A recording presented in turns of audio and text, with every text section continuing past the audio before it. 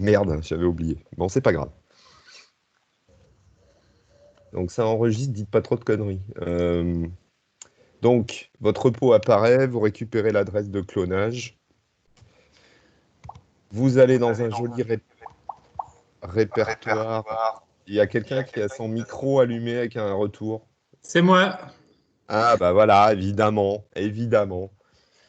Salut tous. Quand je coupe. Salut.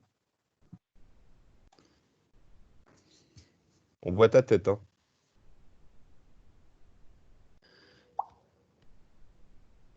Ça stream bien mon écran en fait? Oui, nickel. Bon, donc je disais, vous allez dans votre joli répertoire préparé avec amour. Un petit guide clone de l'URL correspondante. Voilà, et donc là j'ai récupéré le truc qui s'appelle repos 125. Alors, donc il est vide, il y a juste le readme.adoc. Donc le plus simple, c'est de créer un projet directement depuis IntelliJ dans ce repo-là. Donc, hop, new project. Super, il n'ouvre pas sur la bonne fenêtre. Je sens qu'il va m'énerver. On va prendre un petit Java 14, donc Spring Initializer.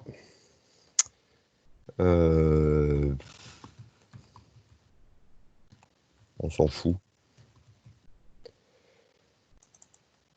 Examen. Je reprends mon Java 14. On va laisser ça pour l'instant. Alors, je vous ai dit, hein, pour l'examen, vous avez le choix entre Web ou Webflux. Bon, on a quand même fait plus de Web que de Webflux. Webflux, il est surtout intéressant pour la partie cliente, où on peut coder beaucoup plus vite en Webflux. Là, en l'occurrence, donc Spring Web et Spring Security. Next. Du coup, là, je vais carrément aller le coller dans le repo. Finished. Hop. Monsieur, je voulais Oui. savoir si la dépendance Spring Security c'était essentiel parce que moi, cet après-midi, j'ai galéré parce que j'avais mis justement du Spring Security et j'avais mis encore aucune authentification et ça me bloquait et tout. Enfin, j'ai Alors, dû retirer la dépendance, quoi.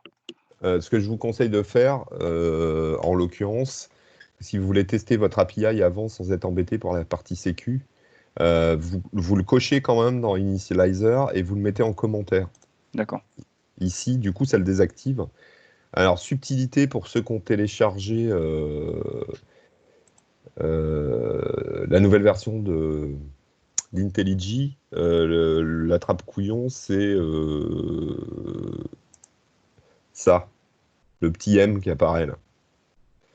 Il n'y a plus d'auto-reload automatique quand vous modifiez votre pomme. Donc là, en fait, tant que j'ai pas cliqué sur ce petit M là, pour load my event changes, IntelliJ continue à garder Spring Boot Starter Security dedans. Donc la sécurité reste toujours active. Donc il faut le cliquer là-dessus et du coup, ou alors vous allez dans Maven et vous faites le refresh sur votre projet là directement pour qu'il fasse le réimport. Sinon, il ne le fait pas. Donc quand vous enlèverez les commentaires, il faudra refaire la même chose. Du coup, voilà, j'ai mon joli projet Spring Boot. Donc l'idée, c'est de regarder le sujet quand même, accessoirement, pour voir ce qui est demandé. Donc un backend REST pour enregistrer et vérifier les autorisations de sortie. L'API devra au minimum. Donc je vous ai dit, hein, le coût du minimum, c'est le minimum qu'on vous demande. Donc vous avez le droit de faire plus, vous avez pas... et si vous faites moins, ça sera préjudiciable. Mais vous pouvez faire plus. Donc création d'un compte personnel en fournissant un username unique, un password, date et lieu de naissance. Enregistrer une demande d'attestation d'un utilisateur authentifié. Donc il faut faire une authentique basique minimum. En fournissant... Pourquoi ça revient pas à la ligne? Ouais, Fred. Ouais. Juste, je pense que la question sur l'histoire du au minimum, je pense que c'est plus si au minimum ils font ça, est-ce qu'ils peuvent avoir 20, grosso modo? Oui, mais j'ai répondu déjà sur Discord en disant si vous répondez le minimum et que tout est bon, c'est 20. Ok. Si vous répondez que le minimum et que pas tout est bon, bah, vous aurez moins. Donc moi, ce que je vous conseille de faire, s'il vous reste du temps, évidemment, c'est de faire plus que le minimum si possible. Sinon, Est-ce que vous m'entendez? oui, Oui, j'ai une question. Et si envisageons, on fait plus, mais que c'est mal fait, est-ce qu'on perd des points? bah non, vous perdez pas. C'est que du bonus? C'est que du bonus si vous faites plus. D'accord. Enfin, Merci. sauf si vous faites des trucs complètement débiles en copiant-collant du code qui a rien à voir, c'est pas, ce sera pas compté au nombre de lignes.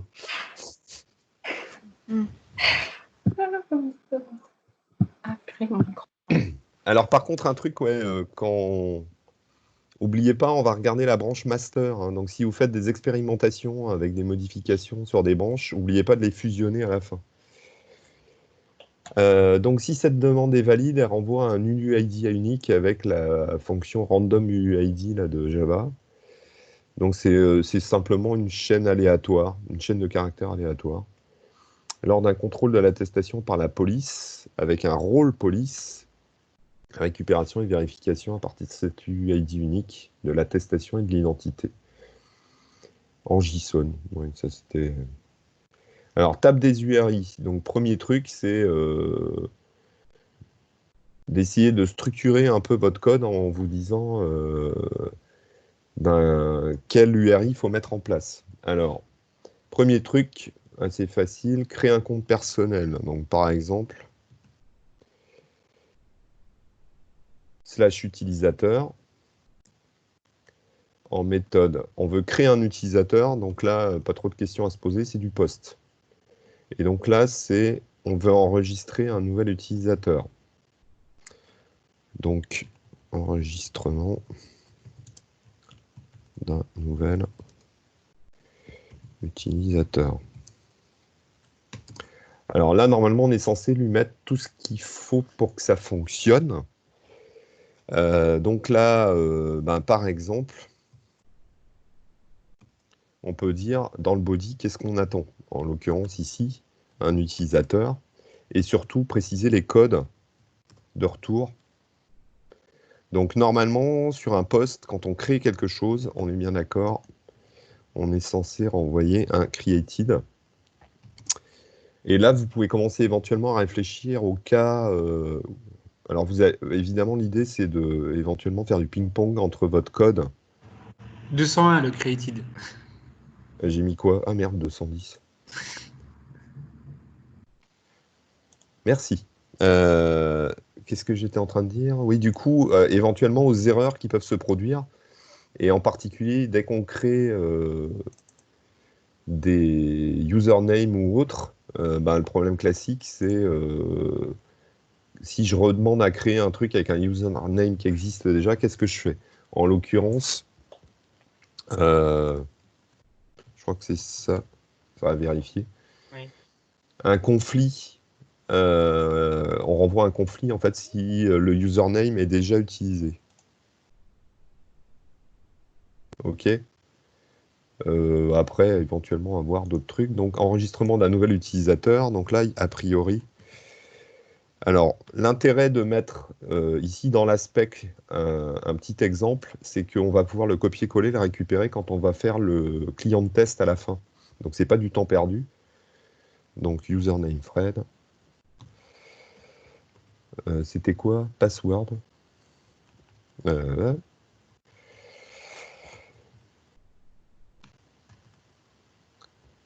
Fred. Date et lieu de naissance.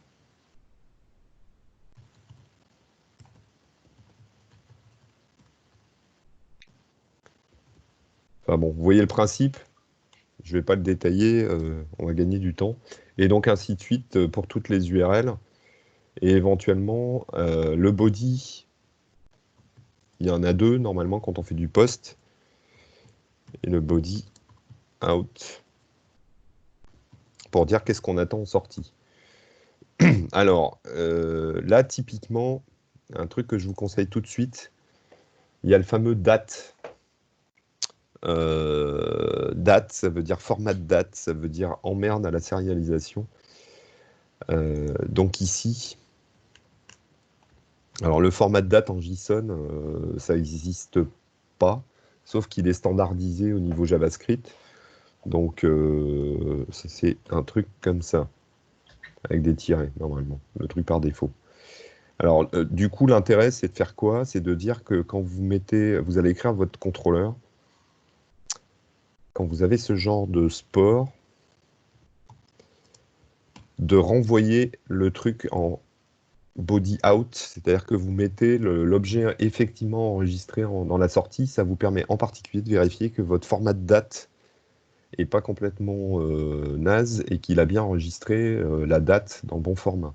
Donc ça, c'est pas mal. Lieu. Allez, hop. Du coup, normalement, en body out, en plus du code, si tout s'est bien passé, on a un 201 created et on se chope ça. C'est-à-dire qu'il remet la date dans le même format. Alors ça, c'est pour les utilisateurs. Ensuite, donc ça fait, dans le minimum, ça fait le premier truc. Ensuite, enregistrer une demande d'attestation d'un utilisateur authentifié. Donc authentification de type basique.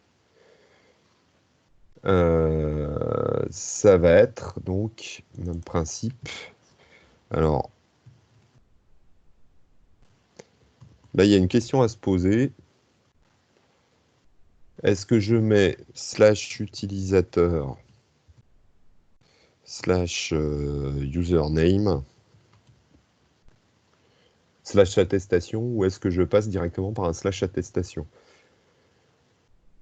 Comme on a une authentification basique qui va être faite, on va pouvoir extraire l'utilisateur depuis l'authent et donc de principal.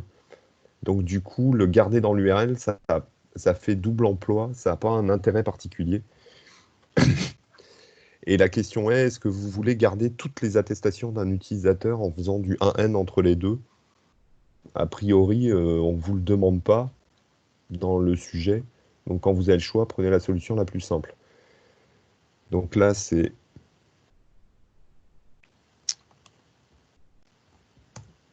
je ne sais pas comment on peut dire. Enregistrer une attestation, moi aussi. Enregistrer une attestation de sortie. Donc, la authentification de type basique avec un username, un password. C'est ce qui est demandé hein, dans le truc. En body. En body in, on va lui mettre... Donc il y a deux infos à mettre. Hein. Le motif de sortie.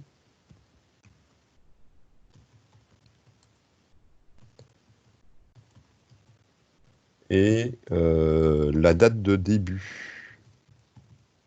La date et l'heure de début de l'attestation. Donc ça va être un format genre 2020 05 07. Il y a un T au milieu si vous regardez le format. Ça c'est du dateur. Et donc 18h00. Et normalement il y a les 0 minutes et 0 secondes. Plop. Donc normalement, même principe que tout à l'heure, on va avoir du datetime à rentrer. Donc je vous conseille de faire un body out qui permet de vérifier qu'il a bien enregistré le bon truc. Et donc pour les codes, si tout s'est bien passé, on balance un 201. Et par contre, il peut y avoir des problèmes là-dessus. Donc là, en l'occurrence, on peut avoir une erreur d'authentification, donc on va choper les erreurs 400, mais ça va être géré par Spring Security. Donc c'est un 401, si je dis pas de bêtises.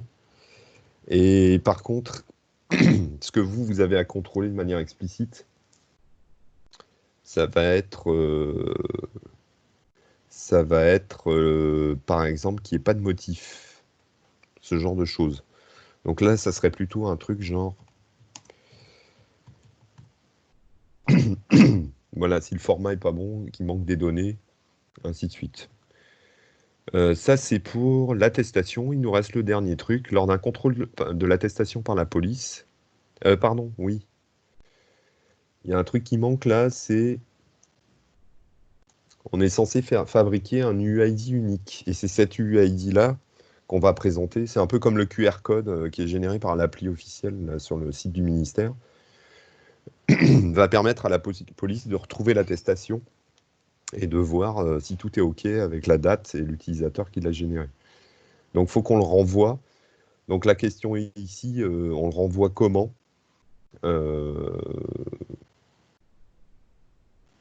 A priori, quand on fait du created, on renvoie souvent à un champ qui s'appelle location pour lui dire où est la ressource qu'on a créée. Donc là, l'idée, c'est de renvoyer dans la location l'UID correspondant. Donc par exemple, oula.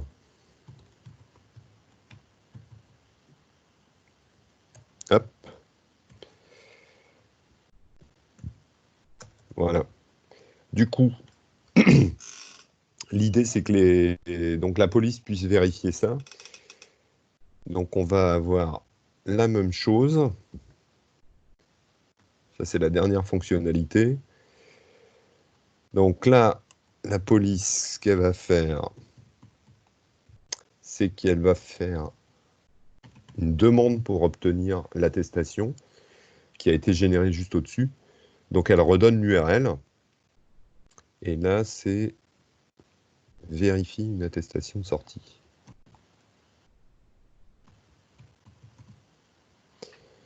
Donc authentification basique. Il faut qu'on ait un rôle de police. Donc ça va être lié au compte username password. En body in, il n'y en a pas, c'est du get. Et en body out, on va avoir donc ça plus utilisateur. Alors je le laisse comme ça pour l'instant parce que je ne sais pas trop dans quel format je vais le faire. Et donc en code 200, on va avoir un OK, il nous renvoie l'attestation. Et sinon, on a le classique, si l'UID n'existe pas, on va avoir un not found. Et donc là, le champ location, on s'en fiche. Bon, ben voilà, on a notre spec, il n'y a plus qu'à coder tout ça. Du coup, j'ai mon projet.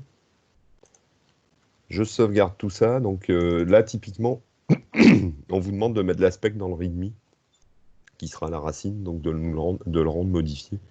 Ce sera aussi simple. Du coup, c'est parti, mon kiki. Alors, l'histoire du minimum. Donc, l'idée, c'est de faire le minimum le plus rapidement possible. Et s'il vous reste du temps après, éventuellement de raffiner, de fignoler l'appli, plutôt que d'essayer de faire un truc énorme tout de suite. Plutôt procéder par étapes. Donc, arriver à un truc fonctionnel de base et ensuite le raffiner. Donc, je suis en train de faire quoi là? Covid. Allez, hop. Donc, je crée un sous-package et je vais commencer à créer mes classes. Alors, le plus simple, en l'occurrence, ici, c'est de créer mes classes du modèle. Donc là, j'ai des utilisateurs.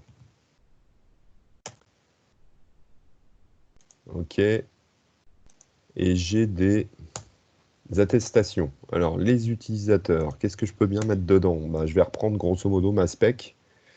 Dans le README ici, j'avais dit, voilà, un utilisateur, c'est un username, un password, une date de naissance, et ainsi de suite. Je vais reprendre mon truc. Hop. Toc. Donc,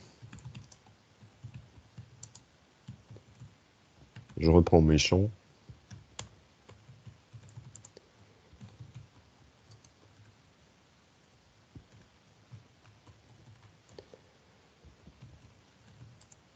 Alors, j'ai le fameux date de naissance. Donc ça, c'est du local date. Java 8. Date naissance. Et ensuite,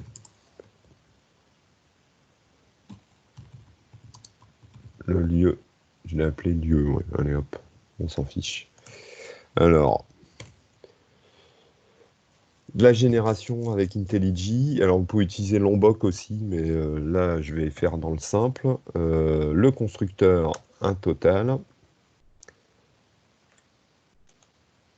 Ensuite, les getters, les setters. A priori, j'ai pas besoin de tout ça. Je les génère quand même pour pas être embêté. Je reviendrai dessus après. Donc, même principe. Attestation. Hop. Alors, j'ai un motif. Et j'avais dit quoi? Je l'avais appelé début. Alors là, c'est pas un local date, c'est un local date time, puisque j'ai l'heure en plus. Et je l'ai appelé début. Alors, le dernier truc, c'est il faut quand même, quand on a une attestation, qu'on soit capable de refaire le lien avec l'utilisateur. Donc, deux possibilités. Je mets ici l'utilisateur qui a généré l'attestation. Et je peux mettre également dans l'utilisateur, en champ privé, la collection des attestations de l'utilisateur. Donc je fais du bidirectionnel. Comme vous avez tous regardé avec amour les tutos YouTube, en fait, dès que vous faites ça, vous avez une récursion infinie au niveau du parsing de la génération du JSON. Enfin,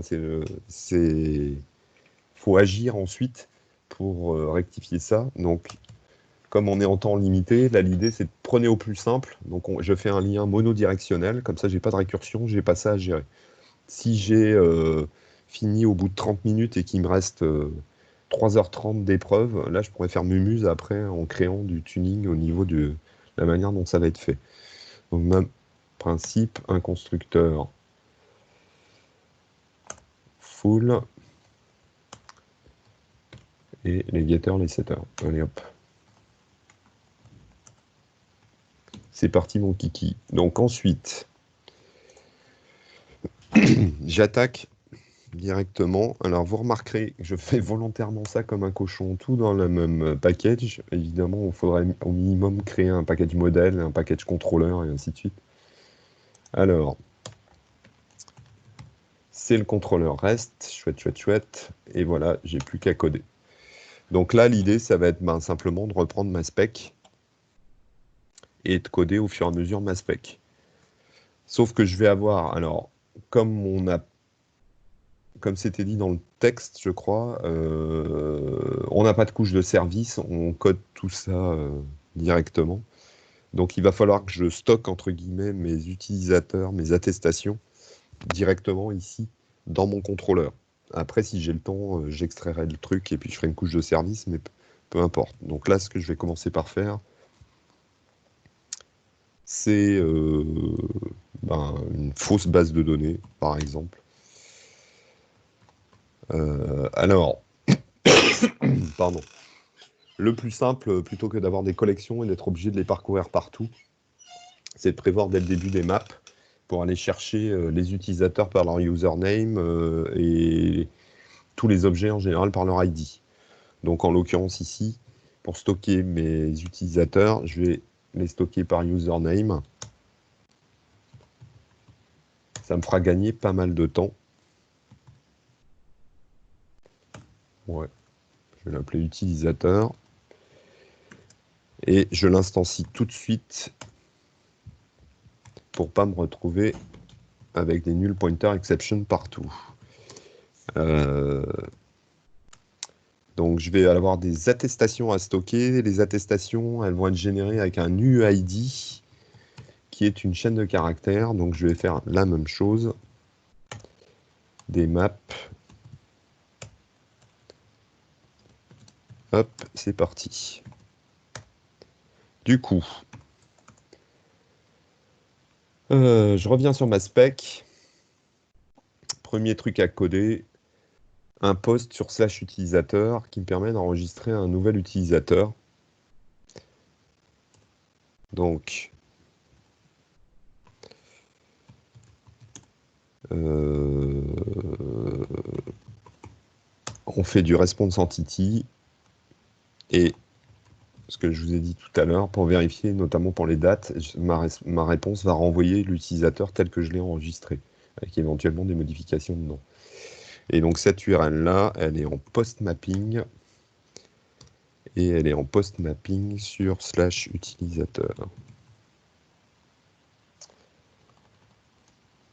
Register, par exemple. Alors du coup, sur le passage de paramètres, le plus simple, hein, on est d'accord, c'est du request body pour récupérer directement un utilisateur passé en JSON dans le body. Ça évite d'avoir 150 paramètres à passer si on utilise le... Alors du coup, ce que j'ai à faire, ben, grosso modo, si vous reprenez votre spec, faut revoir tous les cas d'utilisation. Donc on a dit, d'ailleurs, je sais pas ce qu'ils font là-bas, voilà. Grosso modo, quand tout se passe bien, on renvoie un 201 created, et par contre, on peut avoir un 409. Donc on va se retrouver ici, grosso modo, si l'utilisateur existe,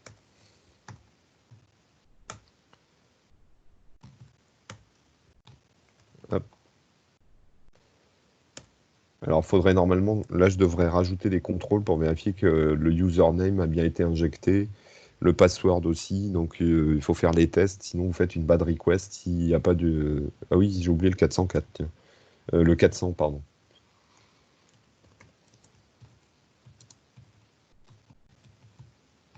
Voilà. Toc. Donc, si l'utilisateur existe déjà et qu'on demande à le créer, donc je renvoie une response et le conflict, il n'existe pas, je crois. Non. Donc, je suis obligé de passer par le status. Et là, http status conflict. Voilà. .build et je renvoie le tout. Hop. Donc, quand je suis arrivé ici, normalement, mon utilisateur, il est bon. Je l'enregistre avec un super put. Avec son username comme clé. Et qu'est-ce qu'il m'a fait? Il m'a pas pris la bonne. Et l'utilisateur. Donc là, c'est OK. Et là, je dois renvoyer mon created. Donc, response entity.created. Et là, faut que je génère normalement la location. Donc la location, alors vous avez le code dans les exemples.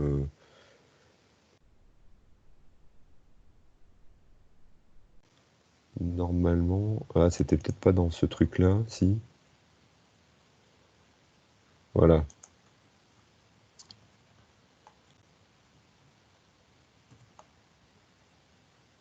Ouais, c'est peut-être un peu overkill pour ce qu'on va faire. Allez. Surtout ta location, tu n'en as pas vraiment besoin là, c'est plutôt pour les attestations pour le coup. Ouais, en fait, elle sert à que dalle, celle-là, puisque enfin, pour l'instant, je ne l'ai pas codée. Par contre, tu peux peut-être ajouter le fait que au moins faire un test sur 2 champs pour faire le 400. Ouais. Ben, en particulier sur le username password.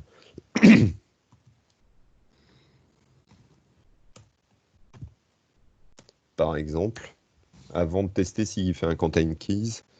Alors, s'il n'a pas été injecté, il est nul.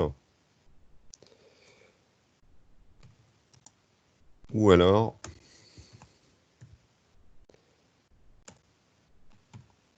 il est blanc. C'est-à-dire qu'il blanc, c'est chaîne vide ou que des espaces. Donc là, normalement, return response entity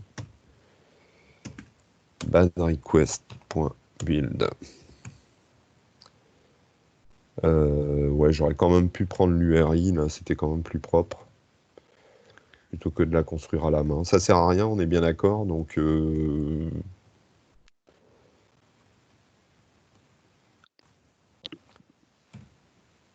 Monsieur, là on est oui, d'accord que vous avez pas de façade, vous faites directement tout dans le contrôleur. tout à fait. Et donc si on passe par une façade avec des services, on peut la BD, c'est mieux. Enfin, moi j'ai utilisé une liste plutôt, je la mets plutôt dans le service, dans Ah l'implémentation. oui. Oui. Tout ce que j'ai mis au début, là, les private statiques. Après, si vous avez le temps, vous faites un refactor et vous les injectez en fait dans votre couche de service. D'accord. Euh, Toc, toc, toc.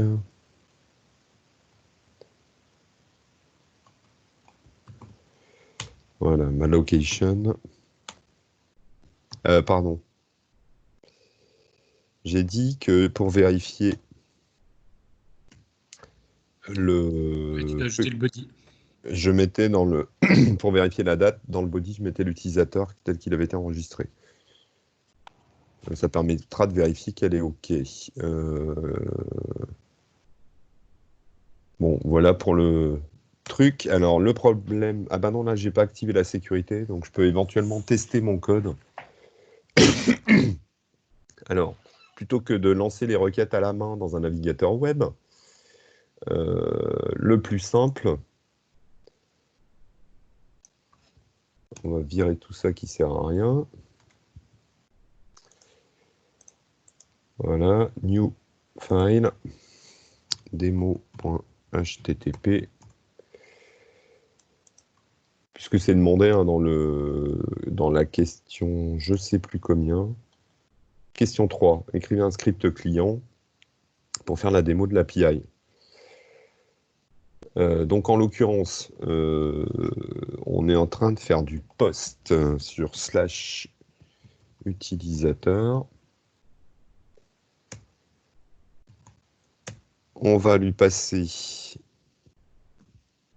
du JSON. Et c'est là où, du coup, dans ma spec, c'est assez pratique. Toc. Ce que je me suis embêté à faire tout à l'heure, je peux le récupérer, revenir dessus. Voilà. Donc normalement, si je lance mon bidule,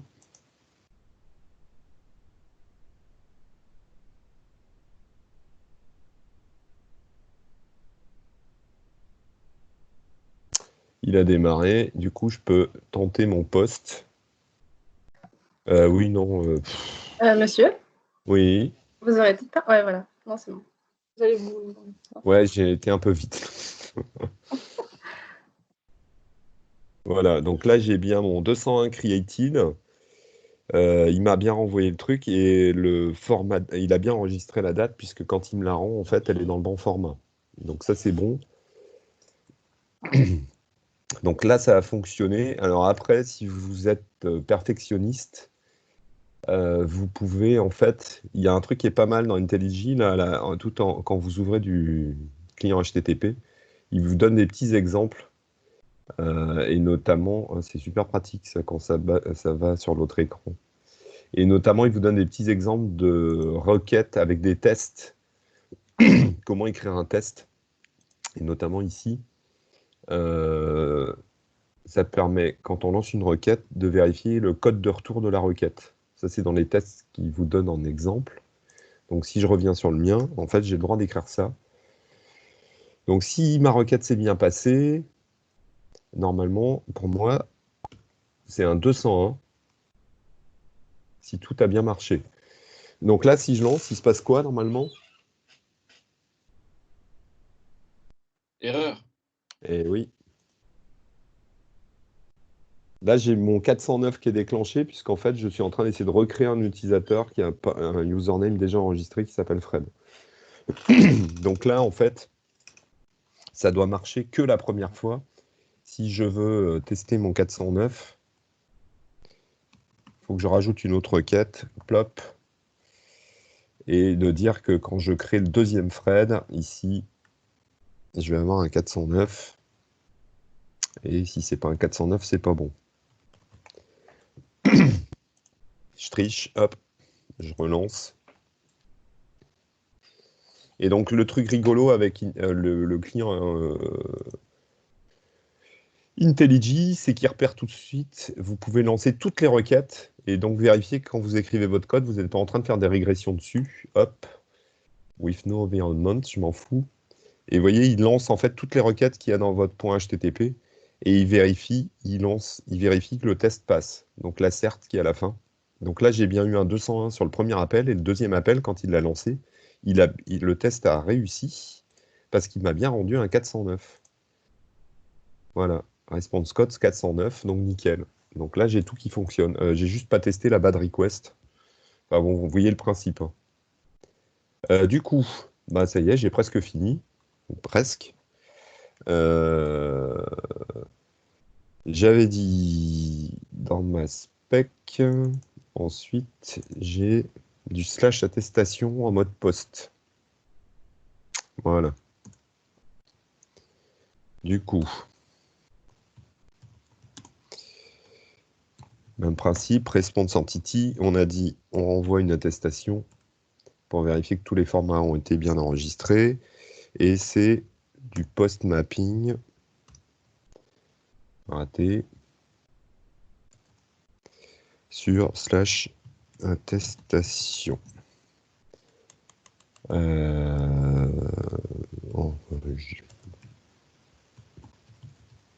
Donc on enregistre une attestation. Donc même principe, ce qu'on attend. Un request body qui contient une attestation. Sauf que là, ça ne va pas le faire puisqu'on a besoin, normalement, dans l'aspect qu'on a fait, il nous faut une authentification et donc le username de l'utilisateur qui est en train de créer l'attestation, on va la récupérer grâce à ça.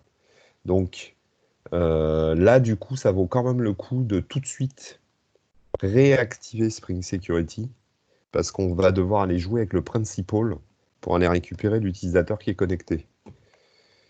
Donc là, je le réactive. J'oublie pas de cliquer sur mon petit M, là. C'est super débile, cette fonctionnalité.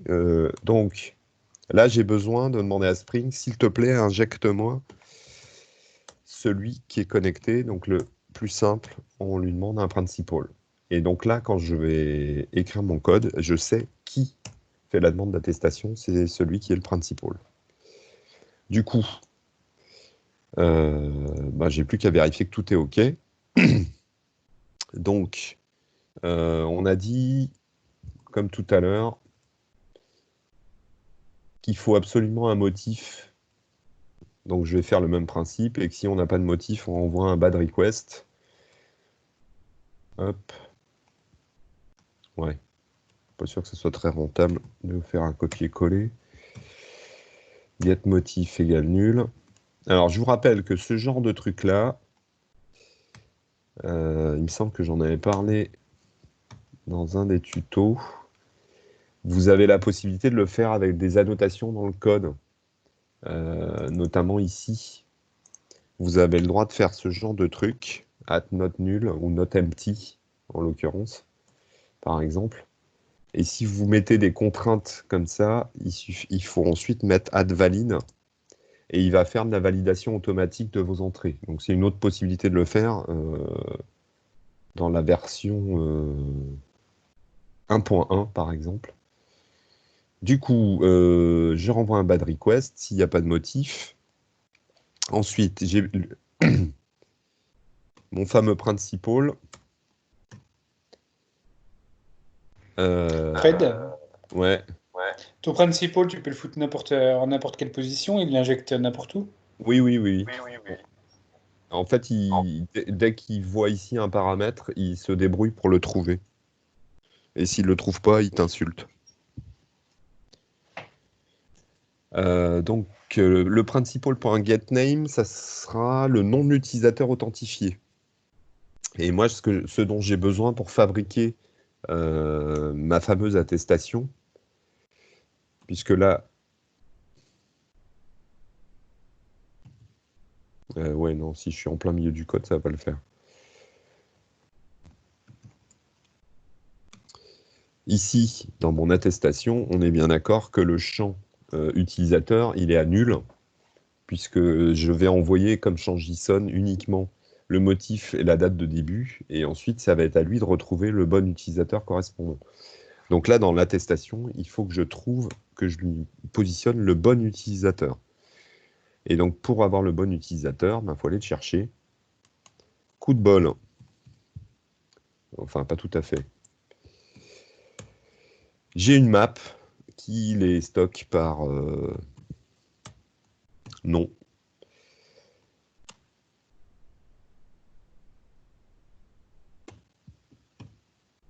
Donc, je vais juste le chercher et ensuite, je lui dis, celui qui a fait l'attestation, c'est cet utilisateur-là. Voilà. Et je le positionne dedans. Alors ensuite,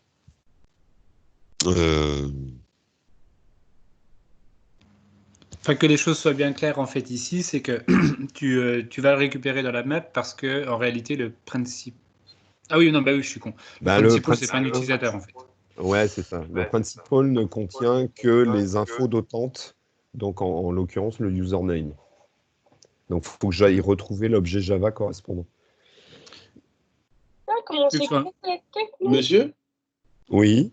est-ce qu'il y a possibilité de, à la place de votre ligne 42, de créer une nouvelle attestation justement en utilisant le constructeur par défaut et en mettant du coup l'utilisateur, le UID aléatoirement, la date et le motif? Oui, tout à fait. Mais alors du coup, ça devient assez inintéressant de demander à injecter l'attestation dans le request body. Bah, il nous faut quand même le motif dans tous les cas. Le motif, il a été injecté là. Dans le body, je vous rappelle, dans ma spec, ça c'est pas ma spec, dans le body, je file le motif et le début, la date de début. D'accord. Donc du coup, Spring va me l'injecter ici directement dans l'attestation. Donc j'ai déjà ces deux champs de remplis. D'accord, ok. Ok, ça marche. C'est plus simple. Alors on aurait pu passer des requests param motif et des requests param date, sauf que vous perdez du temps parce que vous allez après je suis d'accord qu'après il faut créer vous-même votre objet attestation et positionner tous les champs. Mais du coup, c'est une perte de temps plutôt. D'accord, ok. Ok, merci. Il vaut mieux, quand vous avez la possibilité de le faire, prendre des objets partiels, mais avec déjà des champs pré-remplis, et vous remplissez ce qui manque en fait. Remplir le reste, d'accord, ok. Ça vous fait gagner du temps, vous n'avez pas le constructeur à appeler, enfin ainsi de suite, donc c'est assez pratique. Ça marche, merci. Ouais, c'est ce qui se passe en gros dans JPA après quand tu stockes un objet en BD puis qu'il injecte à l'intérieur en fait l'ID ou ce genre de choses en fait. Ouais, exactement. Ouais. C'est-à-dire qu'en fait, on remplit tout sauf l'ID, on lui file et il génère un ID et il nous le file. Là, typiquement, ça aurait pu être une méthode de la classe de service de faire ce taf-là. En l'occurrence, ici, nos attestations, on va faire la génération de l'ID ici parce qu'on n'a pas de couche de service. Et donc, dans le code, on va le faire ici. Ouais, en fait, je pense que ce qui perturbe certains, c'est le fait que l'attestation n'est pas créée par toi-même, mais par Spring, en fait. Et que du coup, tu utilises l'instance que Spring t'a proposée, finalement, pour injecter dedans les valeurs et la stocker après dans ta map. Oui, mais c'est le principe du request body. Dès qu'on met un request body, Spring fabrique l'objet pour l'utilisateur. Et il utilise un principe très simple, il injecte les champs qui sont dans le JSON, et par défaut, s'il ne le trouve pas, il génère une erreur, pour dire qu'il n'arrive pas à injecter le JSON dans l'objet. Du coup, j'en étais où? Voilà, oui, on va utiliser uid.randomuid, ça c'était filé, pour générer automatiquement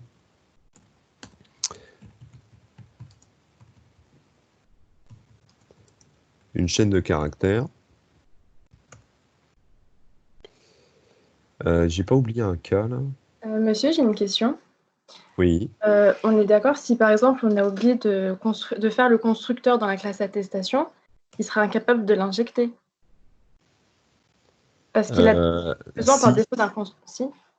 Il va l'injecter parce qu'en fait, quand vous mettez aucun constructeur, Java vous fait un constructeur par défaut. Et Jackson, au niveau de la sérialisation, va injecter en utilisant le constructeur par défaut. D'accord, ok. Il va appeler new l'objet et ensuite il va appeler set pour injecter les champs à l'intérieur. Donc ça D'accord. marche. D'accord, ok. Merci. Là en fait, j'ai fait à la méthode entre guillemets bourrine, dans le sens où j'ai généré tout pour pas avoir une perte de temps au niveau de l'écriture de mon contrôleur parce qu'il va mettre un message d'erreur en disant Jackson, Oui, gna, gna, gna, D'accord. constructeur unable to, voilà. Après, évidemment, s'il vous reste du temps, vous pouvez aller virer, grosso modo, plein de choses à l'intérieur. Là. D'accord, ok. Merci. Donc, je récupère mon UID et ensuite,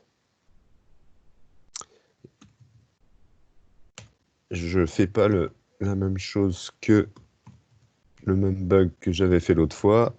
J'enregistre cette attestation avec sa clé dans ma map d'attestation.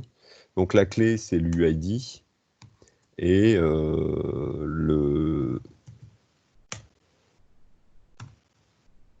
Alors vous remarquerez la particularité ici, c'est que du coup, l'UID n'est pas dans l'objet attestation. Il est purement externe.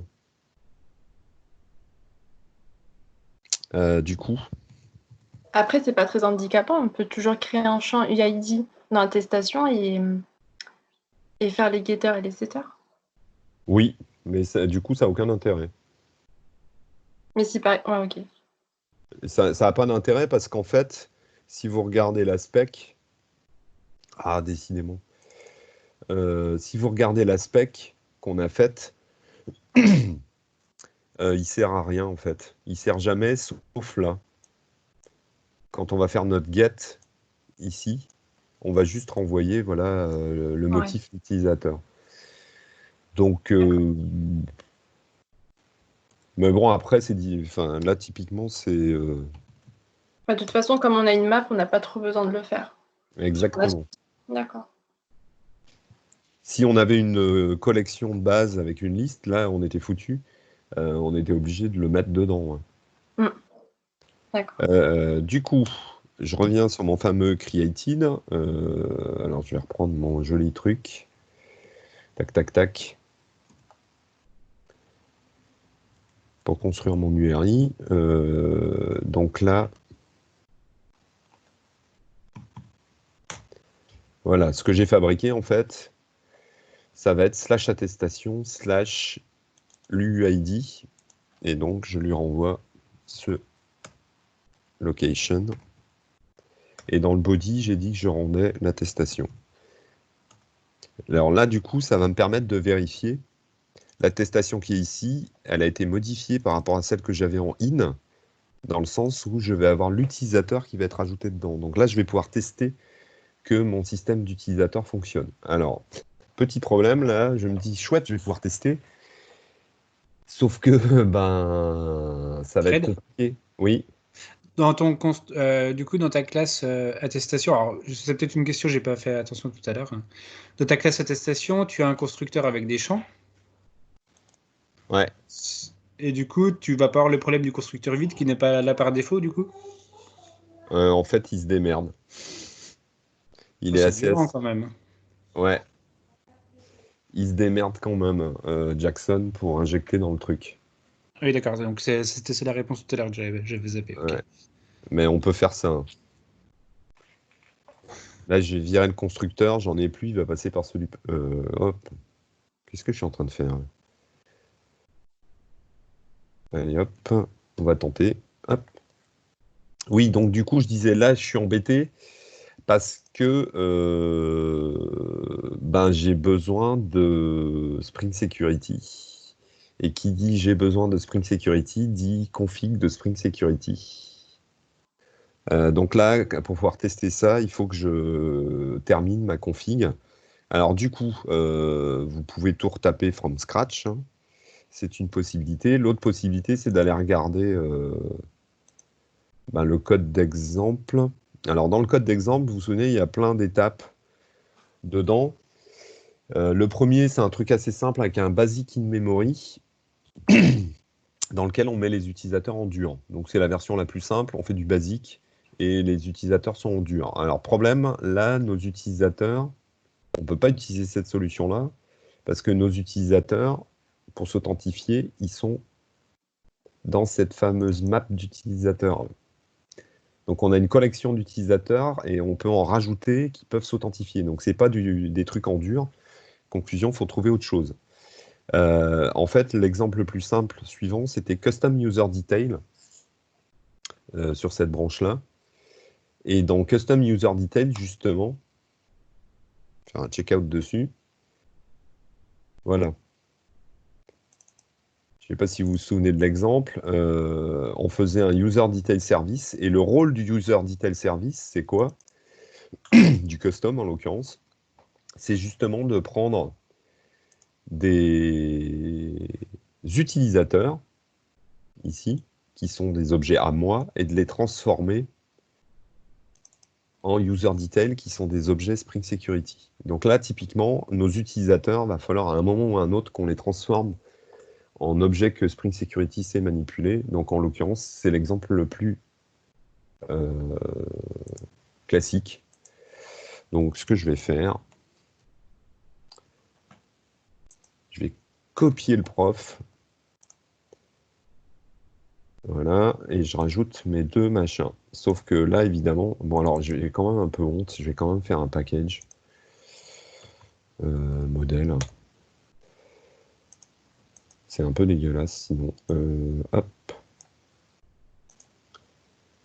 Voilà. Allez, on va faire ça. Hop. Et on va mettre le contrôleur. Monsieur, Oui. j'avais une question. Normalement, dans les requêtes body, il ne faut pas mettre des TO? Si.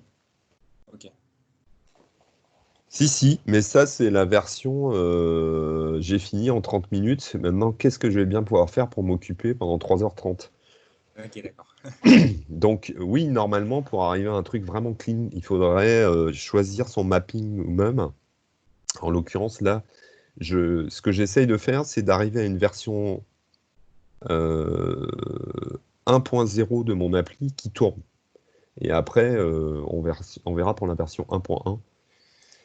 Du coup, faut que je travaille quand même un peu au corps l'exemple que je vous avais donné. Alors, je sais pas pourquoi il y a des commentaires loufoques dedans. Enable Global Method Security. Allez hop, je vire. Alors, le principe, donc, config de sécurité. Pour gagner du temps, on fait un extends de Web Security Configure Adapter. Ça, je refais pas un topo là-dessus. Hein.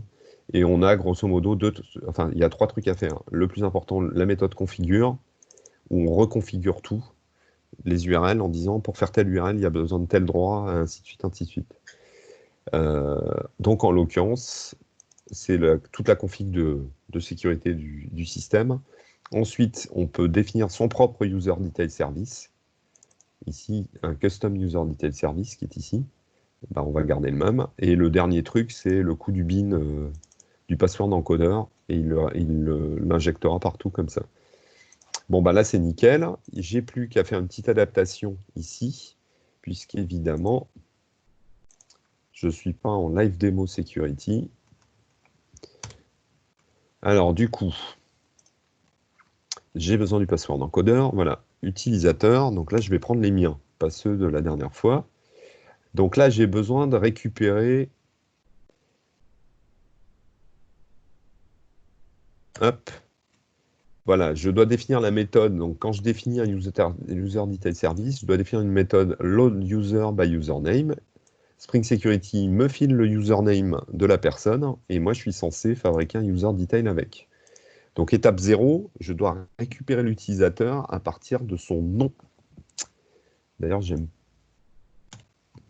pas le truc. Je sais pas pourquoi ils l'ont appelé S, ces imbéciles. Du coup, ben là, c'est le drame. Pourquoi? Ben parce que comme j'ai fait ça comme un cochon avec une couche, un contrôleur, ainsi de suite, là, l'idée, ça va être de faire quoi? Ben, j'ai besoin d'accéder au contrôleur, c'est lui qui a la map des utilisateurs. Donc,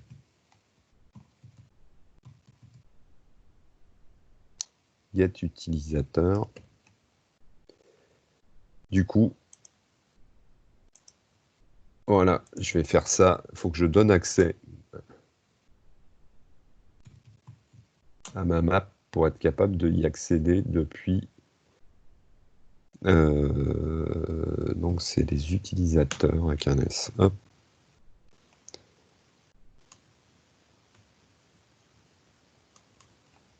Remarque. Ouais, non. Je vais faire ça, tiens, c'est plus propre.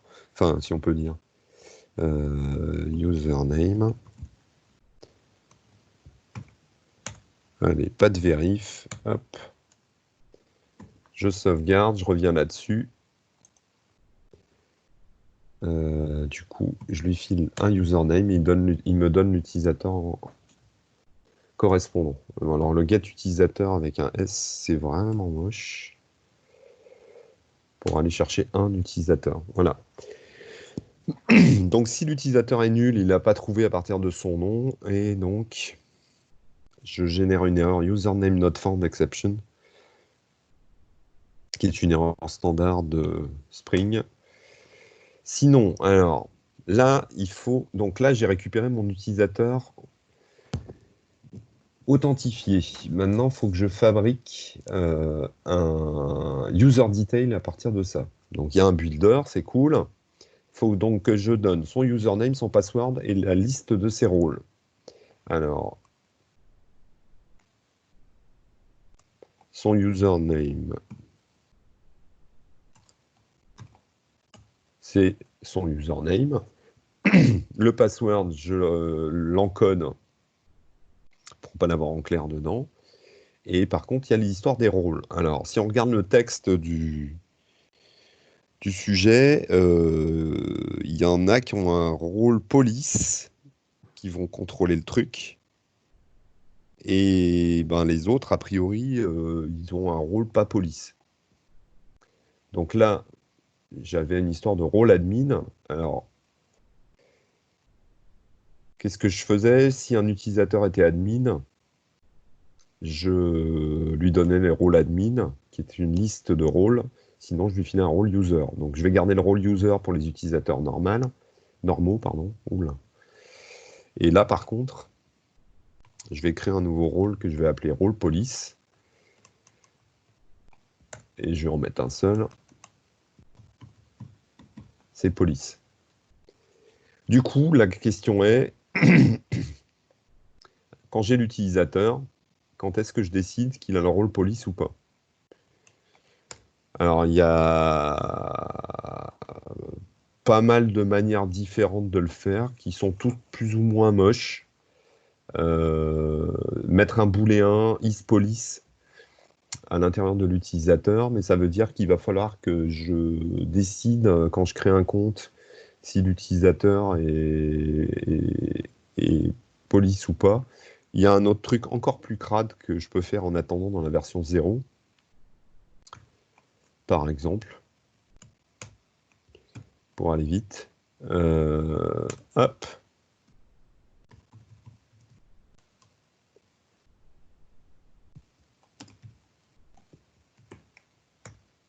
Fermez les yeux. Hein. Donc, si le username, c'est police, ça veut dire que c'est la police qui s'est connectée. Je lui file le rôle police. Sinon, si le username n'est pas police, je lui file un rôle user. Alors, pourquoi je fais ça? Parce que mon idée, c'est de dire, ben, je vais peut-être pas demander aux policiers de créer un compte comme les utilisateurs normaux. Ils ont peut-être déjà un compte générique police pour vérifier. Du coup, ce qui serait le plus simple, c'est que finalement, je crée directement au démarrage un compte utilisateur pour la police, que je vais appeler police. Du coup, le compte est bloqué, personne ne peut créer un compte qui s'appelle police. Et là, du coup, je pourrais tester et lui attribuer les rôles correspondants. Donc, du coup, hop.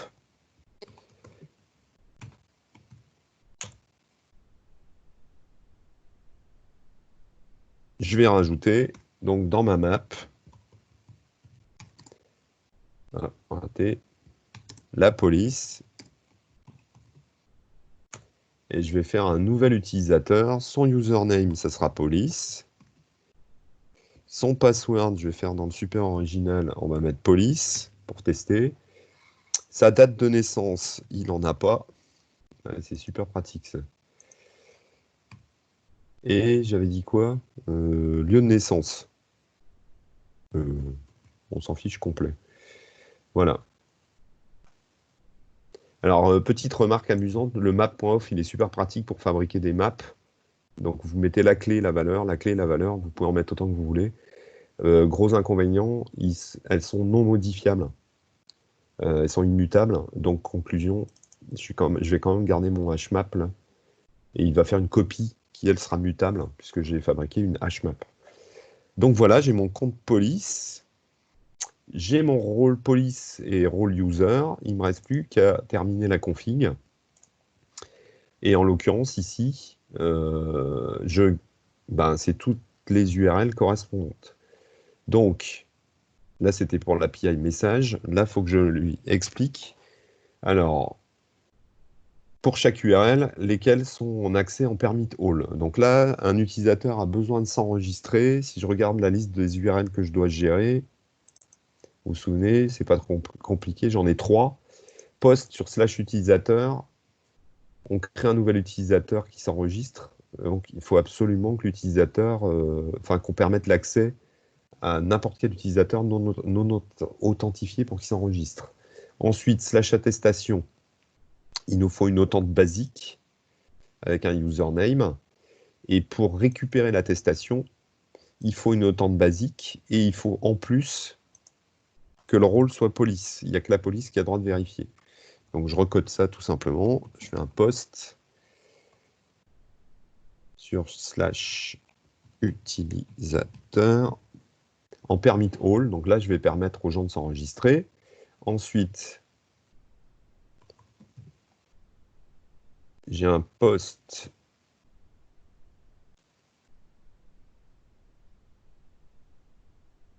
alors là, je suis en train de faire un truc qui sert à rien, mais je vais quand même le noter. Pardon. Le get sur attestation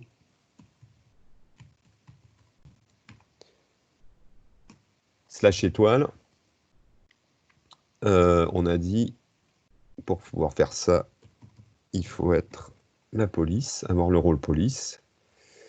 Et sinon, alors je pourrais détailler mes 3 URL, sinon vous avez la possibilité d'utiliser le joker là, any request. Alors, soit vous mettez un rôle explicite comme ici, donc je demande à ce que toutes les autres requêtes aient un rôle. Sinon, il y a une version encore plus simple, c'est authenticated. Vous demandez à ce que l'utilisateur soit authentifié sans aller vérifier un rôle particulier qu'il pourrait avoir. Donc là, je considère...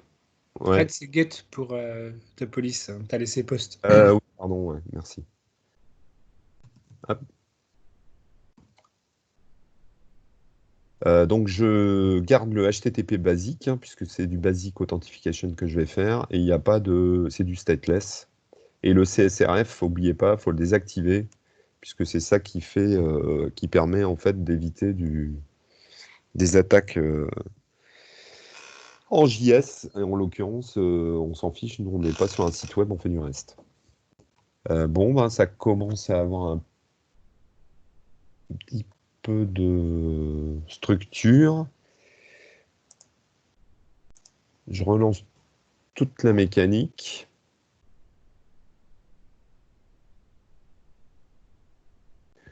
Du coup, gros intérêt pour vérifier que ça ne bug pas. Ce truc-là que j'ai écrit tout à l'heure, normalement, si je relance, bingo, j'ai pas de régression.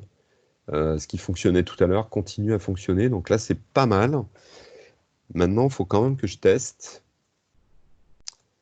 si les nouvelles fonctionnalités fonctionnent. Conclusion. Donc là, j'ai codé un post sur /attestation et je vais prendre dedans une attestation. Donc je reprends mon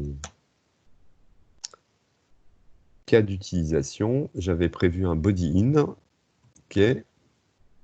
Donc je vais l'utiliser pour créer ma requête, tant qu'à faire. Hop.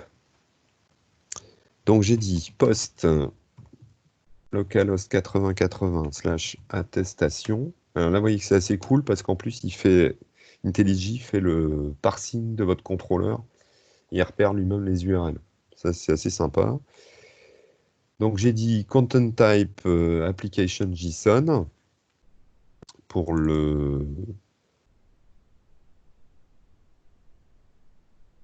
l'attestation. Et par contre, on est bien d'accord, pour que ça fonctionne, on a besoin d'une autorisation là. Donc on va faire du basique. Et normalement, je dois m'authentifier. Donc là, c'est l'utilisateur Fred qui vient d'être créé au début. Il a username Fred, password Fred. Username, password. Donc là, je rajoute mon champ d'autorisation dedans. Et ensuite, je colle, voilà, mon joli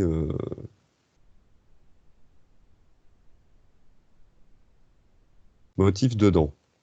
Du coup, ce que je peux faire, c'est reprendre mon joli test de tout à l'heure. Si tout s'est bien passé, logiquement, on devrait avoir un code 201 pour nous dire que l'attestation a été créée. Suspense. Bingo. Test passé. Donc là, il m'a bien répondu par un 201. Il m'a fabriqué, regardez, une jolie URL en location avec la fameuse chaîne aléatoire UID. Et donc, là, je vérifie mon début. Il a bien parsé ma chaîne de caractères avec la 18h. Là.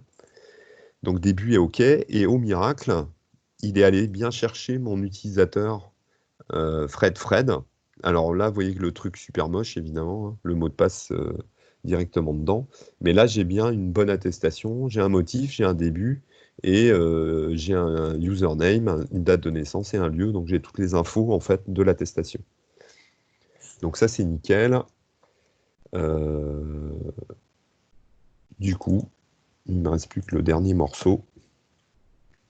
En l'occurrence, d'aller coder la récupération par la police de...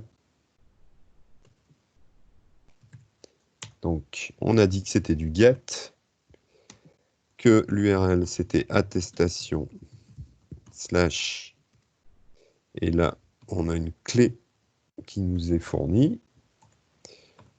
Donc, public, on va faire une response entity. Et donc là, on est censé renvoyer l'attestation que la police veut vérifier. Et donc là, pour la vérification, on doit être authentifié et en plus, on doit avoir le rôle police. Donc normalement, on a un principal qui va nous servir à rien. Je le mets juste comme flag pour dire que c'est une méthode qui doit être authentifiée. Et donc là, par contre, ma clé de vérification, c'est une passe variable qui va être passée là, qui s'appelle clé, qui sera de type chaîne de caractères. Hop. Donc là, du coup, j'ai un seul truc à tester. Donc on a dit, il y a deux cas possibles. Il y a le not found si la clé n'existe pas. Donc si la clé n'existe pas, je vais regarder dans mes attestations. Est-ce qu'elle contient la clé? Si elle la contient, tout va bien, c'est bon. Si elle ne la contient pas, la clé n'existe pas. Donc là, j'ai un response entity not found à renvoyer. Et sinon,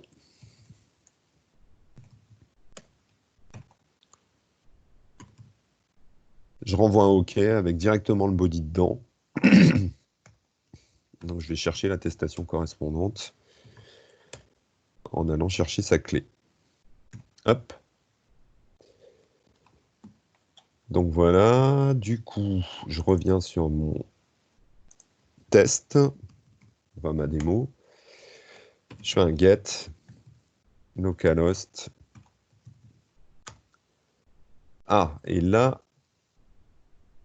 en fait, on est censé lui filer la clé. Donc première possibilité, vous faites ça, vous regardez la réponse de la requête précédente, vous faites un CTRL-C, un CTRL V.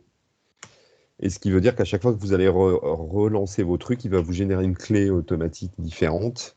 Et du coup, vous allez être obligé de recopier-coller la clé à chaque fois, ce qui est un peu pénible. Alors, on peut le faire le test comme ça. Du coup,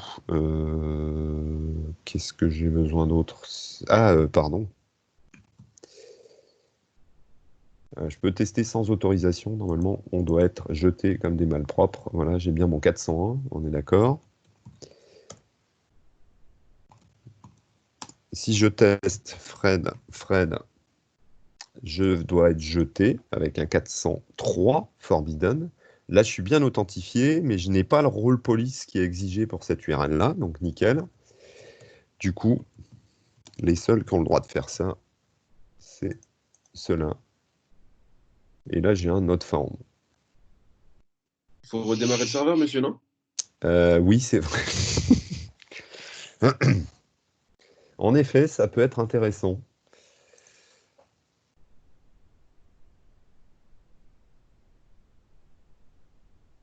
Il aurait dû deviner quand même. Du coup, ben, ma clé va me servir à rien. Alors, je vais faire la mano, hop, et après je changerai. Donc le deuxième, ça sert à rien. Donc là, j'ai créé Fred. Fred demande une attestation. Voilà, elle est enregistrée. Et si je regarde, c'est celle-là. Toc. Et voilà, donc je récupère bien ma belle attestation avec le motif, la date de début de l'attestation et les infos concernant l'utilisateur. Monsieur, Oui. j'ai une question concernant le policier. On peut le gérer comme on veut. C'est-à-dire, si on veut créer un utilisateur avec un booléen qu'on le met à vrai et à la création, ça le désigne comme étant un policier, c'est possible ou pas? Ouais, mais alors du coup, comment vous choisissez qui a le droit de changer enfin, si vous rajoutez ici dans vos utilisateurs isPolicier en booléen, Oui, après la question c'est de se dire ben comment ça marche quoi. Donc le premier qui est créé, il est policier et les autres le sont plus derrière. Enfin, vous voyez qu'il n'y a pas de solution. d'accord, ok. Il n'y a pas de super solution là-dessus. Dans la majorité des systèmes, en fait, ce qu'ils font, entre guillemets, pour tricher, c'est qu'ils font un peu comme moi j'ai fait dans le contrôleur ici. C'est-à-dire qu'ils créent au démarrage du système un utilisateur admin-admin et c'est le seul qui a le droit de modifier ce fameux flag D'accord. pour le passer à vrai. Donc là, pour la version 1.3, je dirais, la solution, ça serait de dire, voilà, vous créez un utilisateur admin-admin qui est unique, qui a un rôle administrateur, donc ça veut dire qu'on doit rajouter des rôles dans la config. Par rapport à ce que j'ai écrit, il faudrait rajouter en plus un rôle admin. Et dans le contrôleur, ici, typiquement, une méthode patch, donc un patch mapping sur /utilisateur /username qui permettrait justement de patcher. Et le seul qui a le droit de faire un patch sur le flag, il doit avoir un rôle admin. D'accord, ok. Mais vous voyez que du coup, ça rallonge énormément le code. Enfin, voilà, si vous avez le temps, vous le faites. Sinon, essayez d'être efficace et d'arriver à une solution qui tourne. Là, vous voyez que j'ai une solution qui tourne. Donc là, le truc simple, c'est... J'ai pas fait de add sur la majorité des trucs. Le git ignore, ouais. Et évidemment, le pom.xml. Donc là, grosso modo, j'ai une version minimale qui fait exactement ce qui a été demandé et qui répond au spec. Alors le seul truc, ouais, quand même un truc là sur cette histoire de clé, vous avez vu, c'est pénible. Si vous regardez dans les exemples, il y a des exemples qui sont donnés qui vous permettent de récupérer en fait dans les résultats ici. quand on appelle une URL, on peut aller récupérer des infos dans la réponse. Donc, en fait, c'est un client global.set. Et là, vous pouvez en fait aller récupérer, définir des variables que vous réutilisez dans les requêtes d'en dessous. Donc là, par exemple, l'URL. Donc là, je fais mon post pour créer une attestation, d'accord? Sauf que là, ça va bugger, mais bon, c'est pas grave. Et donc l'idée, c'est de dire, quand il fabrique une attestation, voilà, dans le champ location, il me rend la fameuse ID là, dont j'ai besoin. Donc je vais mémoriser en fait toute cette URL-là en allant la chercher dans le header. Du coup, là, ce que je fais, je prends la response, je vais dans les headers et je vais récupérer la value of du champ location. Donc quand j'exécute ce truc-là, il me récupère une variable qui s'appelle URL. Du coup, pour la récupérer, pour l'utiliser, je vais simplement faire ici, puisque ça c'est la partie variable, je l'ai déjà récupérée. Donc le location, là, ça va être... Ah oui, mais non, là je le renvoie en entier, pardon. Hop. Toc toc. Alors c'est une syntaxe particulière, il faut mettre double brace dessus. Authorization basic police. Donc normalement, si je relance tout mon truc...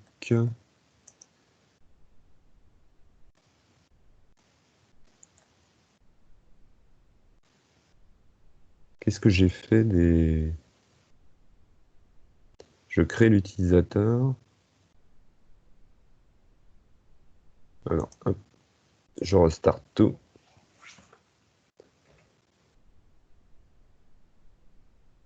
OK, et je renvoie tout.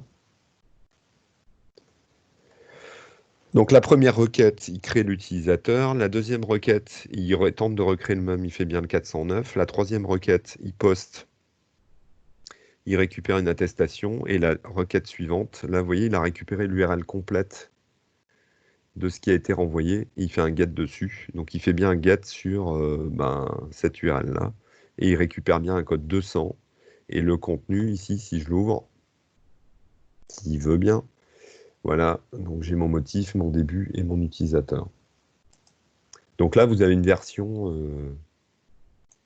qui tourne, qui fait tout ce qui est demandé, avec une spec qui est écrite dans le README, un démo.http qui fait grosso modo la démo des requêtes que vous avez écrites et que vous pouvez éventuellement compléter derrière. Alors normalement, j'aurais dû le faire depuis longtemps. Au fur et à mesure, à chaque fois que j'ai écrit en fait une méthode du contrôleur, j'aurais dû dès que j'écris une classe Java, j'aurais dû faire un commit push.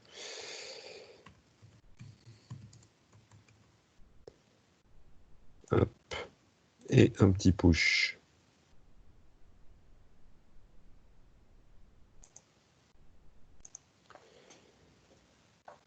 Bingo.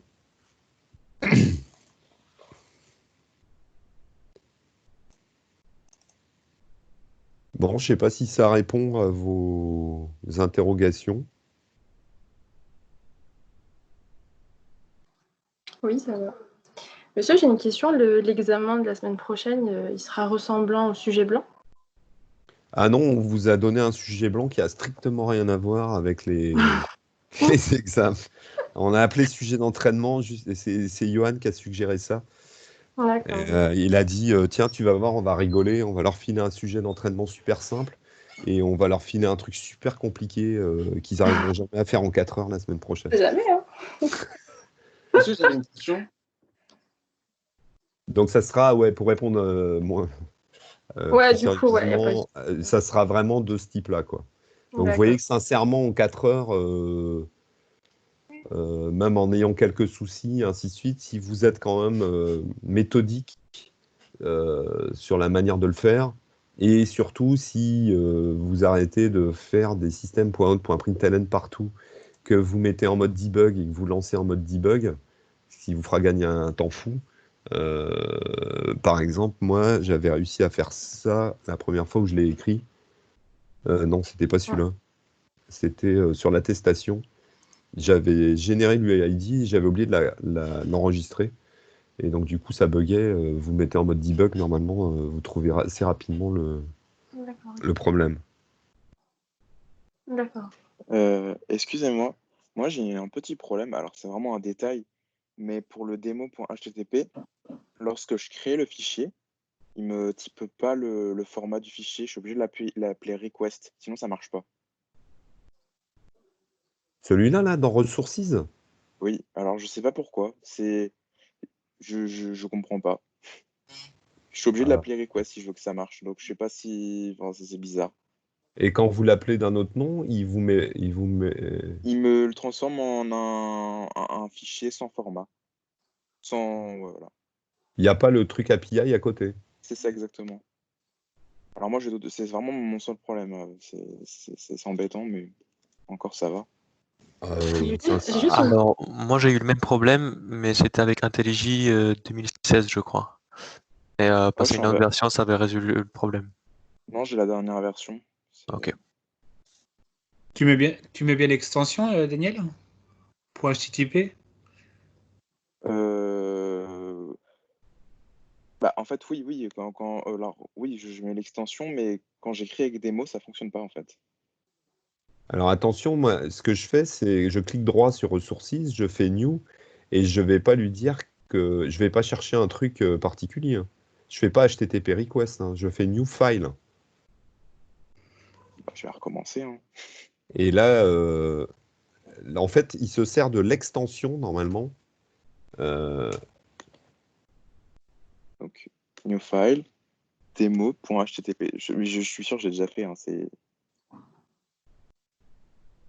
Et là, il me repère tout. Enfin, dès qu'il voit le point HTTP, pour lui, il est associé automatiquement au client. Non, ça marche pas. J'ai tenté de fermer mon navigateur, enfin mon IntelliJ, de le réouvrir. Donc, je sais pas. Là, sincèrement, je sais pas. Ça me paraît étonnant. Et en faisant le new HTTP request. Idem. Il veut pas du démo. Mais je pense pas que ce soit grave. On n'est pas. Non, on s'en fiche du nom. Mais c'est bizarre. Mais request fonctionne. Request.http. J'ai dit request qui fonctionne. Et du coup, il y a bien la complétion à l'intérieur. Oui, après, ça fonctionne. J'ai fait des tests. Ben ouais. C'est un Mac, c'est ça? Et voilà, ça recommence.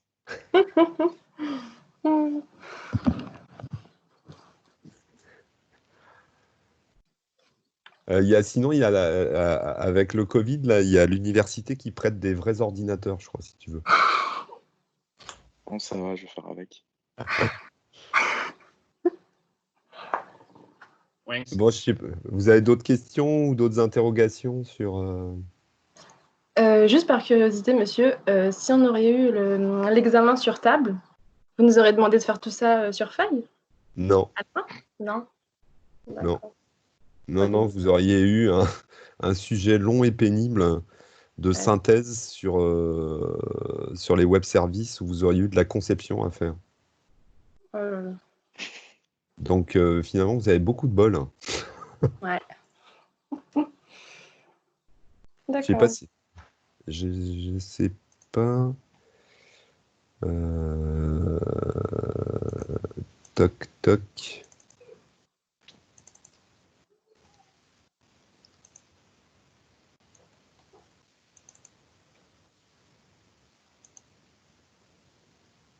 Je trouve plus mes sujets. Ah si.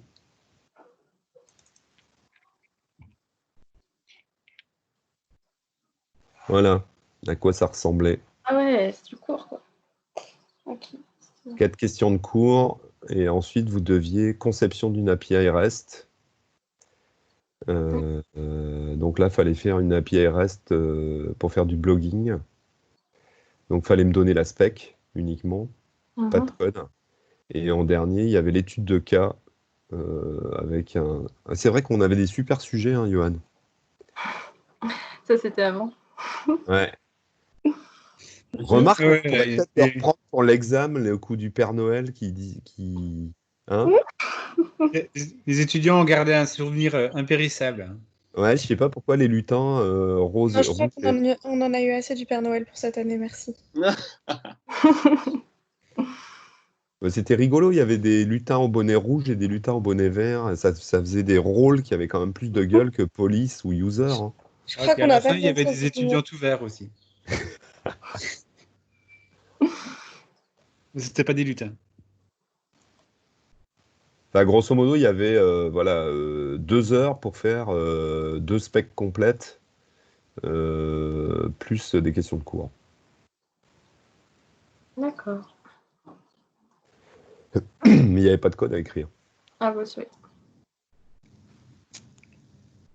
Monsieur Washi,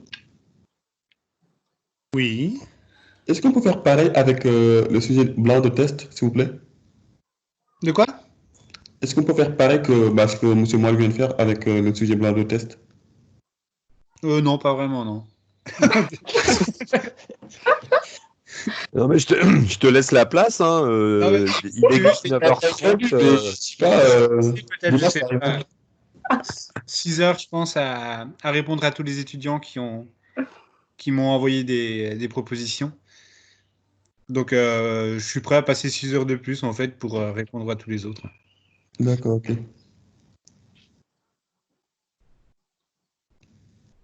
Bon, bah, si c'est tout, on va s'arrêter là. Je vais peut-être arrêter l'enregistrement parce que du coup, ça fait quand même 1h30. Bon, après, je suis complètement con parce qu'en fait, je préfère perdre 12 heures plutôt que de perdre 1 heure à faire une vidéo, mais bon, c'est pas grave. Je l'ai pensé très fort, mais tu t'as remarqué mon tact, je ne l'ai pas dit.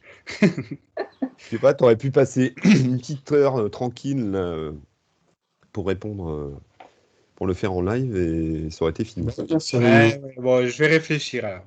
D'ici dimanche. Ouais, ou alors peut-être samedi prochain. C'est je pense. Hein. Ouais, je déconne. Bon, wow. Je vais voir pour organiser ça.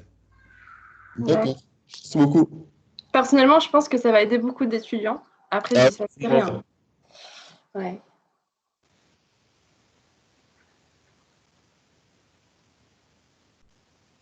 Bon, bah, sur ce, je vais vous souhaiter à tous un très bon week-end de tests et qualité. C'est comme ça qu'on dit? Oui. Super. Merci, monsieur. Merci à vous. Merci, au revoir. Merci à Bon vous. courage à tous. Merci beaucoup. Merci, au Bonne revoir. soirée. Merci beaucoup, au revoir. Au revoir.